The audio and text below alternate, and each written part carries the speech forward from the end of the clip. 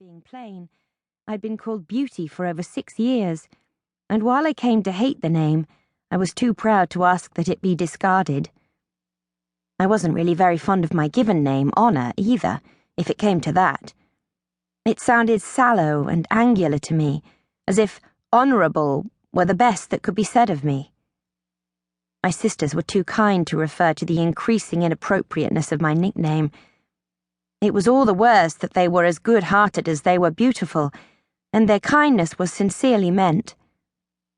Our father, bless him, didn't seem to notice that there was any egregious and deplorable difference between his first 2 daughters and his youngest. On the contrary, he used to smile at us over the dinner table and say how pleased he was that we were growing into 3 such dissimilar individuals, that he always felt sorry for families who looked like petals from the same flower. For a while his lack of perception hurt me, and I suspected him of hypocrisy, but in time I came to be grateful for his generous blindness. I could talk to him openly about my dreams for the future, without fear of his pitying me or doubting my motives. The only comfort I had in being my sister's sister was that I was the clever one. To a certain extent, this was damning me with faint praise, in the same category as accepting my given name as an epithet accurately reflecting my limited worth. It was the best that could be said of me. Our governesses had always remarked on my cleverness in a pitying tone of voice, but at least it was true. My intellectual abilities gave me a release and an excuse. I shunned company because I preferred books, and the dreams I confided to my father were of becoming a scholar in good earnest and going to university.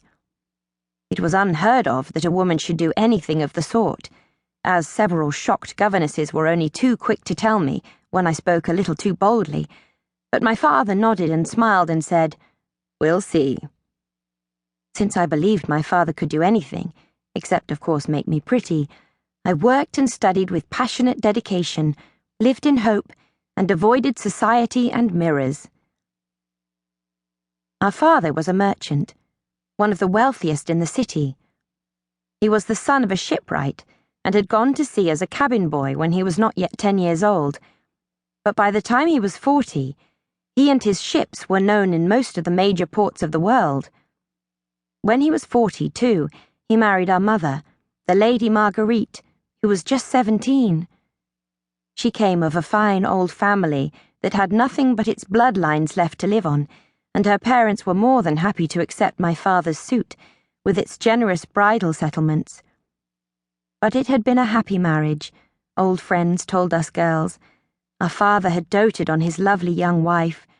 My 2 sisters took after her, of course, except that her hair had been red gold and her eyes amber, and she had worshipped him.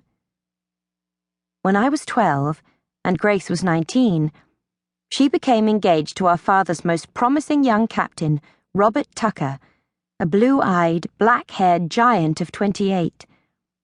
He set sail almost immediately after their betrothal was announced, on a voyage that was to take 3 long years, but bode fair to make his fortune.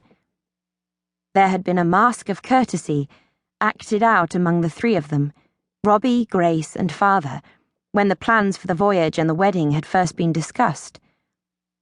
Father suggested that they should be married right away, that they might have a few weeks together, and perhaps start a baby to give Grace something to do while she waited the long months for his return, before he set sail. The journey could be delayed a little. "Nay," said Robbie.